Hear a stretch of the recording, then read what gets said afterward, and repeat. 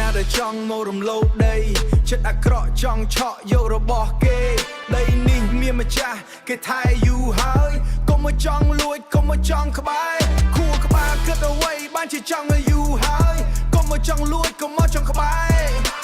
ខួរក្បាលគិតអ្វីបានជាចង់បំពេញរបស់មានម្ចាស់ឯងចង់មកប៉ះ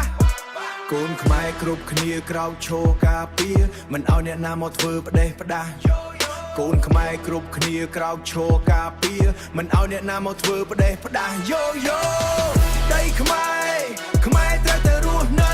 ទូចអ្នកស៊ូស្លាប់មិនដែលរៀបថយអ្នកណាមកលួចមិនឲ្យបានសុខផលកម្មតាមទាន់ទាញធ្លាក់នោរੂអ្នកណាមកលួចមិនឲ្យបានសុខផលកម្មតាមទាន់ទាញធ្លាក់នោរੂ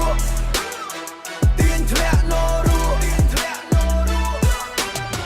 រស់នៅលើដីមរតដូនតាចិត្តខ្លាំងដូចខ្លាមិនដែលញញើតមើលប្រាសាទថ្មដែលនៅឈរត្រដែតកុំចង់មកបៀតកុំចង់មកកើតដីនេះជាឈាមដីនេះជាសាច់កូនខ្មែរសច្ចាការពារដល់ស្លាប់មើលប្រាសាទថ្មដែលនឹងដឹងខ្លួនថាមករត់មកបៀតកុំចង់មកកើត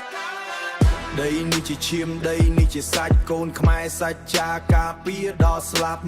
អ្នកណាមកឆ្លៀនពៀននឹងដឹងខ្លួនថាមករត់តខ្មែរមិនងាយនឹងកាប់ដីខ្មែរខ្មែរត្រូវតែរស់នៅទូចអ្នកស៊ូស្លាប់មិនដែលរៀបថយអ្នកណាមកលួចមិនឲ្យបានសុខផលកម្មតាមទាន់ទាញធ្លាក់នោរੂអ្នកណាមកលួចមិនឲ្យបានសុខផលកម្មតាមទាន់ទាញធ្លាក់នោរੂ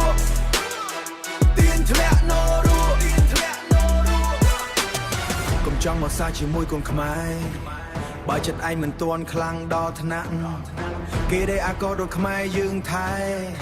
មិនឲ្យអ្នកណាមកបោកមកក្បែរជីពួកអ្នកដែលចង់បំពេញកុំមកចិត្តដីអង្គអញវើយដីខ្មែរសម្រាប់តែពូជខ្មែរ